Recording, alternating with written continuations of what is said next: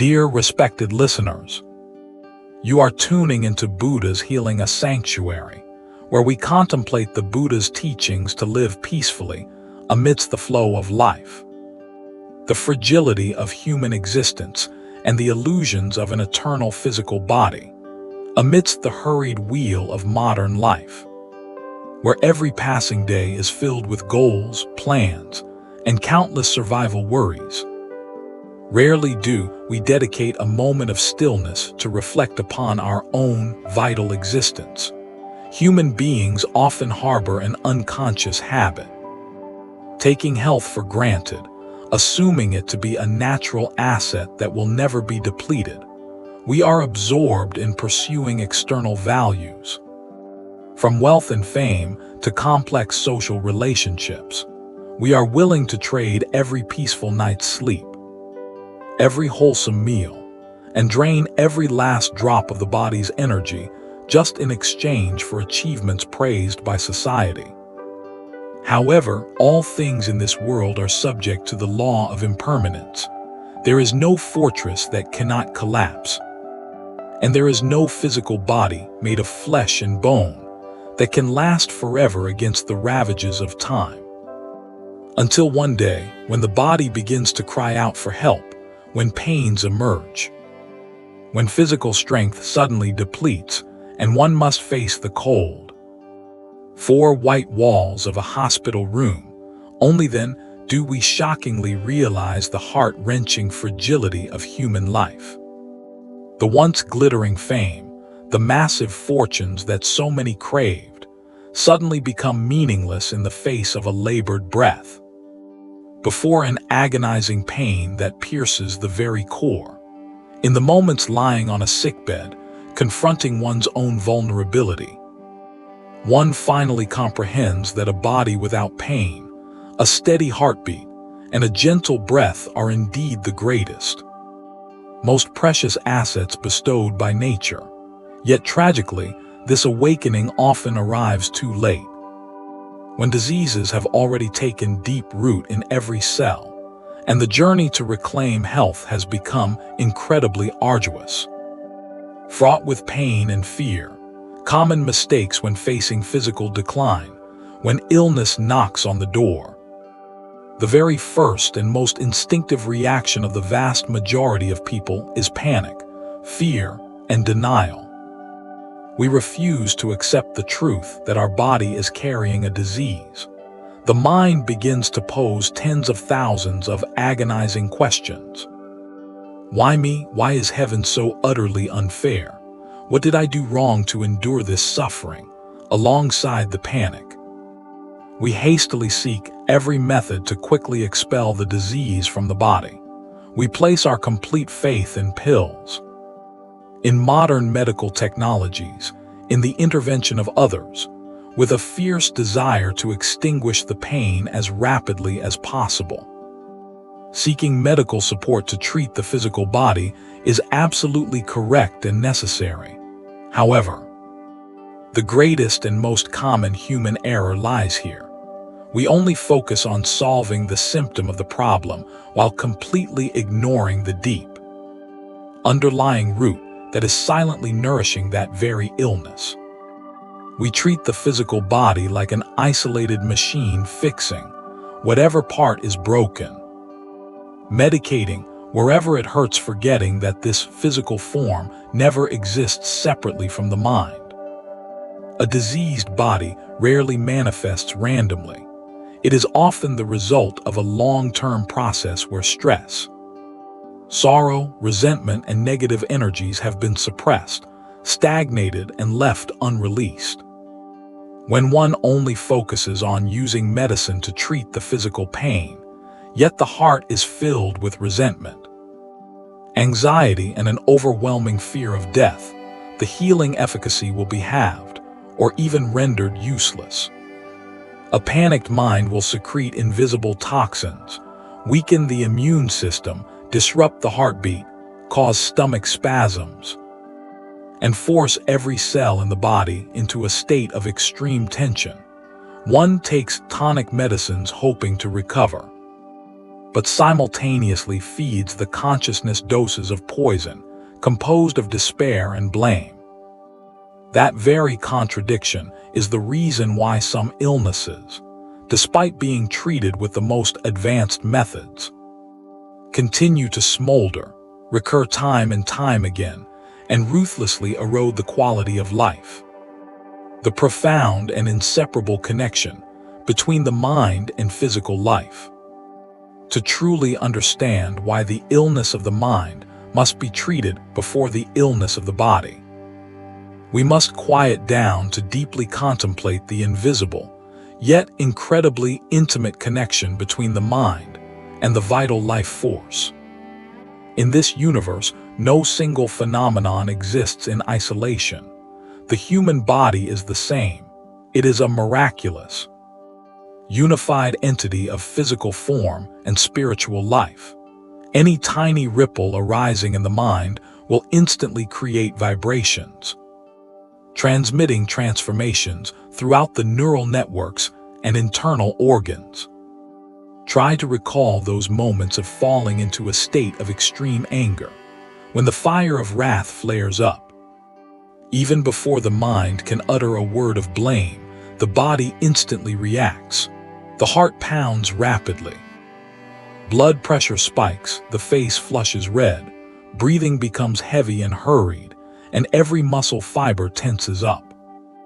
Or during times of sinking into prolonged sorrow and despair, one will feel a heavy weight on the chest, shallow breaths, a churning stomach that refuses to take in anything, and a completely exhausted body devoid of vitality. Those physical manifestations are the truest, most authentic voice, proving that the emotional state is directly commanding the body to react. When negative emotions such as anger, anxiety, fear, jealousy, and sorrow are not recognized and transformed, they gradually accumulate, becoming internal blocks of stagnant energy. Over time, those dark energy blocks crystallize, eroding the body's resistance, weakening the organs, and ultimately manifesting externally as painful chronic diseases. Physical illness, in the end, is merely a mirror reflecting the unrest, the imbalance, and the deep wounds that have long existed within the soul. If the stream of the mind remains muddied by impurities and resentment, how can the pond of the body possibly be clear and healthy? Treating the illness without treating the mind is no different from pulling weeds without removing the roots. With just a passing shower of adversity, the weeds will grow back thicker than before. The awakened one's teaching on the two arrows of suffering, seeing through to the absolute root of all suffering in the human realm. The awakened one left behind a profoundly miraculous and practical lesson on how humans face pain. The Buddha once offered a deeply insightful metaphor to enlighten sentient beings about the difference between physical pain and mental suffering. He taught that when a person walking in the forest is accidentally struck by a poisoned arrow, that person will undoubtedly experience excruciating physical agony. The pain of bone and flesh when injured is unavoidable. Whether one is an ordinary person or an enlightened sage, that is the first arrow, the arrow of the natural law of birth. Aging, sickness, and death that every tangible physical body must endure. However, what creates the colossal difference between a mindful practitioner and someone drowning in ignorance lies in the second arrow. For an ordinary person lacking mindfulness, when struck by the first arrow, they not only endure the physical pain, but their mind instantly reacts with intense violence. They weep, complain, scream, harbor burning anger toward the one who shot them, experience extreme terror of dying, and torment themselves over this misfortune. That fear, anger, and despair inadvertently forge a second arrow, which they shoot themselves directly into their own bleeding wound. This second arrow is completely invisible, yet its pain, destruction, and toxicity are hundreds, thousands of times greater than the initial physical arrow.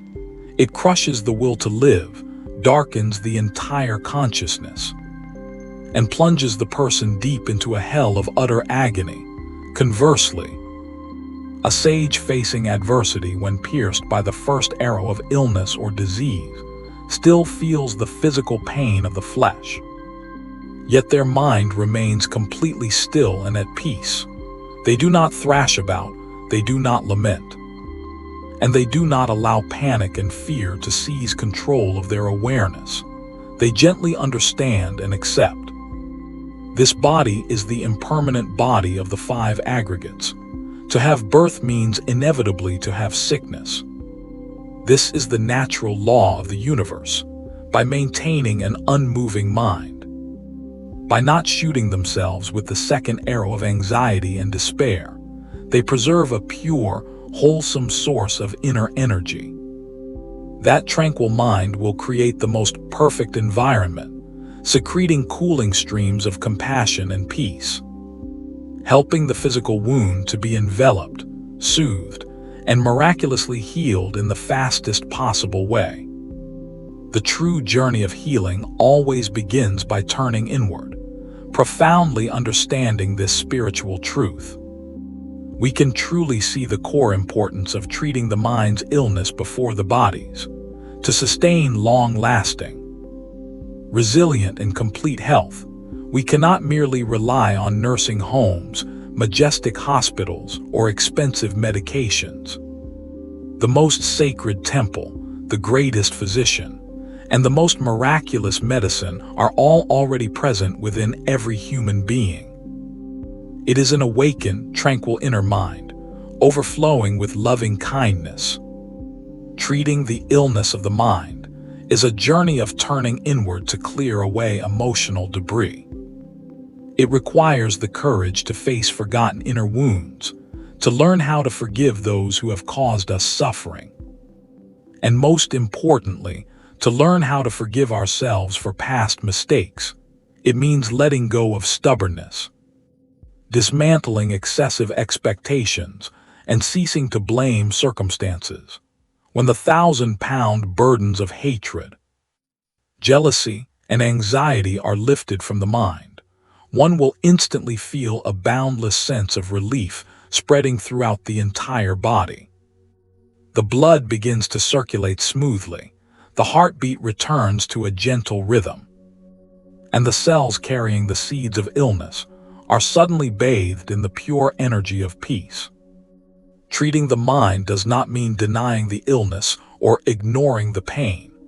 Treating the mind means changing our attitude when facing them. Instead of viewing the disease as a terrifying enemy that must be destroyed, view it as an awakening bell, a sincere message from the body, reminding you that it is time to slow down, to love and cherish yourself more deeply. When you can smile at the pain, when you can maintain serenity amidst the countless storms of illness, that is when the most miraculous healing begins to activate from the very depths of life's microcircuits. The sky has times of sunshine and times of rain. The physical body has times of strength and times of weakness. But if you can maintain an empty, pure, and tranquil mind, you will always find true freedom and authentic health. Regardless of all the ups and downs of human existence, the paradox of seeking health from the outside while neglecting the inner sanctuary. Dear respected listeners, have you ever noticed a profound and somewhat tragic paradox in our modern approach to health and well-being? In today's fast-paced world, human beings dedicate immense resources, endless time, and vast wealth to finding the perfect nutritional diet, the most advanced physical supplements, and the most pristine living environments for our physical bodies.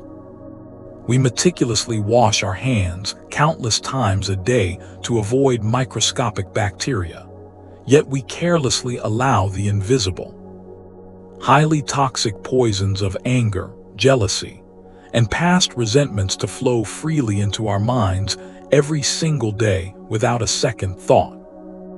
We are terrified of consuming expired food because we know it will harm our stomachs, but we continuously, obsessively chew on expired memories and toxic grievances from years ago, allowing them to slowly poison our spirits. This is the great, blinding illusion of humanity, attempting to build a healthy, vibrant, and enduring life on the unstable foundation of a sick, troubled, and restless mind. When the inner environment is heavily polluted with dark energies, unhealed traumas, and constant anxieties about the future, no external medicine, no matter how expensive or advanced, can truly grant us the lasting vitality we so desperately seek. We treat our physical bodies like mechanical vehicles, constantly polishing the exterior paint and changing the oil, while completely ignoring the frantic, terrified, and exhausted driver sitting behind the wheel. True health is never merely the temporary absence of disease in the physical organs. It is, at its absolute core, the presence of unwavering, unshakable peace within the soul. Until the mind is healed, the body will forever remain a battlefield of stress and tension. The awakened one's teaching on the mind as the absolute master of all states, regarding this fundamental and undeniable truth of existence. The awakened one delivered a profound, timeless teaching about the supreme, creative power of human consciousness. He taught that the mind is the absolute forerunner of all states of being. The mind is the chief. All physical and emotional realities are entirely mind-made. If a person lives, speaks, or acts with an impure, afflicted mind, a mind heavily burdened by the dark clouds of greed, anger, and ignorance, then suffering, pain, and disease will inevitably follow them, exactly as the heavy, crushing wheel of a cart relentlessly follows the hoof of the ox that draws it.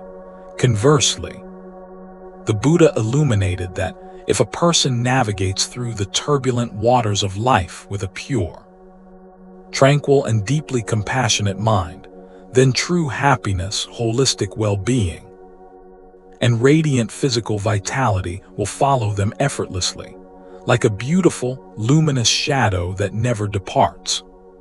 The state of the body is merely the echo. The state of the mind is the original sound. To change the echo, one must first transform the source, cultivating the inner medicine of mindfulness to restore natural vitality.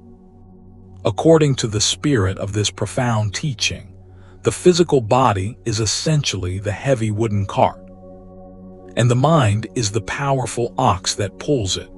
When the mind is constantly burdened with the heavy, unnecessary weights of worldly attachments, endless comparisons, and unceasing anxiety, the physical body is forcefully dragged through the exhausting, rocky roads of chronic stress.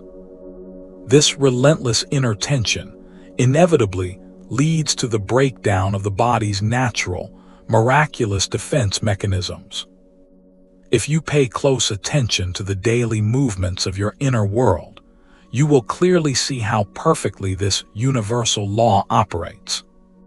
When you harbor a bitter, burning grudge against someone who has wronged you, it is your own sleep that is violently disrupted in the middle of the night. It is your own digestion that is ruined, your own blood pressure that dangerously rises, and your own immune system that is severely suppressed. The person you are so intensely angry with may be sleeping peacefully miles away, completely unaware of your inner turmoil, while you are systematically, tragically destroying your own sacred temple from the inside out. Anger is a hot coal you hold in your hand with the intention of throwing it at another, but you are the only one who gets burned. Therefore, the ultimate preventative medicine and the most powerful healing elixir known to humanity does not come encapsulated in a plastic bottle from a pharmacy, but from the quiet, dedicated cultivation of mindfulness and letting go.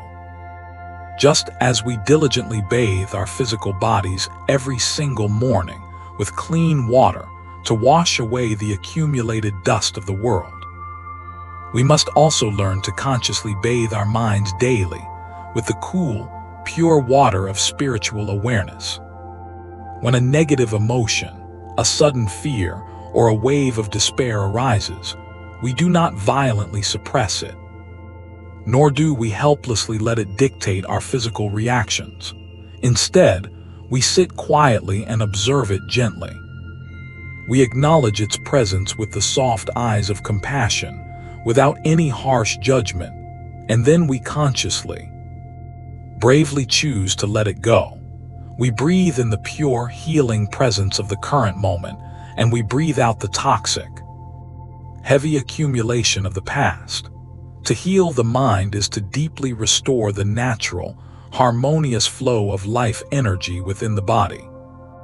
It is the profound realization that forgiveness is not a generous gift we give to the offender, but a vital, life-saving medicine we must drink to save ourselves.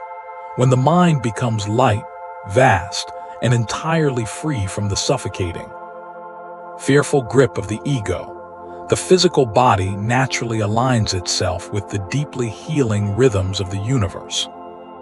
The nervous system finally relaxes, the cells regenerate in absolute peace, and the entire being is bathed in the miraculous, restorative light of true spiritual health.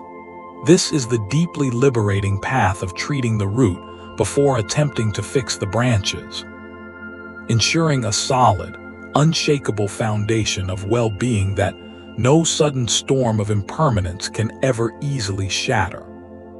The story of the physician Jai-Va-Ka and the invisible poison. Let us step back in time, returning to the ancient, prosperous capital of Ra-Yaga-Ha, during the era when the awakened one still walked the earth, radiating the light of perfect wisdom. In this bustling city, there lived a merchant of unfathomable wealth named Maha-Nama. His trading empire spanned across vast oceans and endless deserts. His mansion was constructed of the finest fragrant woods, adorned with rare gems and guarded by hundreds of loyal servants. From the outside, his life appeared to be a flawless masterpiece of worldly success, envied by all who gazed upon his towering gates. However, behind those impenetrable walls, a profound tragedy was silently unfolding. Despite possessing wealth capable of buying a kingdom, Maha-Nama was a prisoner in his own grand bedroom. For many years, he had been afflicted by a mysterious, agonizing illness. His joints ached with a piercing, burning pain, as if thousands of invisible needles were constantly driving into his bones. His once strong muscles had withered, and his stomach refused to digest even the most delicately prepared delicacies. He spent his days tossing and turning on silk sheets, moaning in relentless agony, completely unable to find a single moment of physical peace. Desperate to reclaim his vitality, Maha-Nama had exhausted vast portions of his fortune. He summoned the most renowned healers, the most skilled herbalists, and the most expensive physicians from all corners of the continent. They prescribed him the rarest roots dug from the highest snow-capped mountains, and precious minerals ground into bitter, dark potions. He drank them all. He endured countless painful treatments, yet his condition only worsened. The physical body continued to deteriorate, sinking deeper into a cold, dark abyss of suffering. When all hope seemed entirely lost, an old servant suggested sending for Jai-Va-Ka, the legendary physician who who served the Buddha and his monastic community. It was said that Jivaka possessed eyes that could see through flesh, and a profound wisdom that understood the deepest roots of all human ailments. Upon arriving at the grand mansion, the physician Jivaka was escorted into the dimly lit, suffocatingly quiet bedroom. He approached the sickbed with gentle, silent steps. For a long time, Jivaka did not ask for any medical history, nor did he immediately reach into his bag of precious herbs. He simply sat beside the bed, closed his eyes, and gently placed his 3 fingers upon the frail, trembling wrist of the wealthy merchant. For many long minutes, the only sound in the room was the ragged, painful breathing of the sick man. Jivaka felt the pulse. He observed the rhythm of the blood, the heat of the skin, and the shallow, erratic movement of the chest. Then he slowly opened his eyes and looked deeply into Mahanama's hollow, dark-circled eyes. "Great physician," the merchant whispered, his voice trembling with desperation. "Tell me, what rare herb do I need? What mountain must my servants climb to find the cure? Name your price, take half my fortune. Just extinguish this agonizing fire in my bones." Jivaka withdrew his hand, his face radiating an ocean of profound, unshakable compassion. He shook his head gently.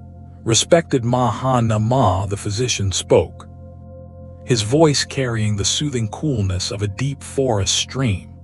"There is no herb on the highest mountain, nor any mineral deep within the earth, that can cure the affliction tearing your body apart.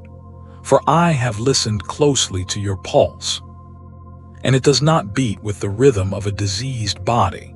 It beats with the violent, erratic rhythm of a severely poisoned heart." The merchant frowned in painful confusion. "Poisoned? Who has poisoned me? My guards taste every drop of water, every grain of rice. You have poisoned yourself, my friend," Jivaka replied softly, his gaze penetrating straight into the merchant's soul. "Your physical organs are failing, not because of an external sickness, but because they are suffocating under the crushing weight of a massive, unresolved hatred. Your mind has been feeding your body a dark, bitter venom every single day for years. Tell me, Mahanama, who is the person you absolutely refuse to forgive?" The words struck the merchant like a bolt of lightning. His frail body suddenly went rigid. The color drained entirely from his already pale face, and a storm of defensive anger flashed in his eyes. He turned his face away, his jaw clenched so tightly it trembled. I do not know what you speak of," he muttered bitterly. "The body never lies, even when the tongue attempts to deceive," Jivaka said gently, leaning closer. "The burning pain in your joints is the fire of unexpressed rage. The inability to digest your food is your soul's absolute refusal to digest a painful event from your past. As long as you tightly clutch this burning coal of resentment to your chest, no medicine in this vast world can heal your burned flesh. You must release the poison, or the poison will consume your final breath." A heavy, agonizing silence filled the grand room. Tears, thick with years of suppressed sorrow and fierce pride, began to slowly roll down Mahanama's withered cheeks. His resistance finally broke, shattering under the weight of his own profound suffering. "It is my younger brother, Badiya," the merchant wept, his voice breaking into a hoarse whisper. 10 years ago, during the division of our late father's estate, he deceived me. He took a small, fertile valley that rightfully belonged to me. My wealth is vast. That valley meant nothing to my fortune, but the betrayal of my own blood cut deeper than any sword. I vowed on that day never to look at his face again. I vowed to hate him until my last breath, and I have. Every morning I wake up remembering his treachery. Every night I fall asleep cursing his name. Jiva nodded slowly, fully understanding the tragic, heavy chains binding the man's soul. And look closely at what this vow has done to you. The physician guided gently. Your brother Badiya is living his life, entirely unaware of the daily poison you are drinking. He is not suffering from your hatred. Only you are. You built a magnificent prison of resentment to punish him. But you are the only one locked inside, dying in the darkness. You have traded your health, your peace, and your precious life just to keep a bitter memory alive. Is it truly worth it? Mahanama sobbed openly, the crushing realization of his own foolishness tearing through the walls of his pride. No, no, it is not worth it. I am in so much pain, but how, great physician? How do I simply let go of such a deep betrayal? You do not let go for his sake. You let go for your own survival. Jiva instructed with firm compassion. I will prepare a mild, soothing tea to comfort your physical symptoms, but the true medicine must be administered by you. Tomorrow you must send a messenger to your brother. You must invite him here, look into his eyes, and offer absolute, unconditional forgiveness. Only when the iron knot in your heart is untied will your blood flow freely again. Only when the mind is at peace can the body begin its miraculous work of healing. The next morning, driven by a desperate desire to live, Mahanama sent for his brother. When Badiya arrived, expecting anger and condemnation, he found instead a frail, weeping man who reached out with a trembling hand. Brother, Mahanama whispered, tears streaming down his face, washing away a decade of dark resentment. For 10 years, I have carried a mountain of hatred, and it has crushed my bones. Today I drop the mountain. The valley is yours, the past is gone. I forgive you. And I ask for your forgiveness for the anger I have harbored. Badiya fell to his knees, weeping and embracing his older brother. In that deeply sacred moment of reconciliation, something miraculous occurred within the sick room. The heavy, suffocating energy that had plagued the mansion for years instantly dissolved, replaced by a radiant, warm and expansive light. That very evening, for the first time in years, Mahanama felt a genuine sensation of hunger. He drank a bowl of warm broth, and his stomach accepted it peacefully. The burning pain in his joints subsided into a dull, manageable ache. With the dark, toxic clouds of hatred finally cleared from the sky of his mind, the gentle, healing sunlight of his body's natural vitality began to shine through. The physical healing took time, but the true, ultimate cure had already been achieved the moment the heart chose to forgive. Awakening to the inner medicine of forgiveness and peace. Dear respected listeners, the story of the merchant and the brilliant physician is a profound mirror, reflecting the very core of our human struggles with illness and health. How many of us are exactly like Mahanama, lying on our own beds of suffering, desperately searching for an external cure, while stubbornly refusing to let go of the internal poisons of anger, stress, and unhealed traumas. We live in a modern world that excels at diagnosing the physical body, yet we remain tragically blind to the heavy, silent burdens carried by the soul.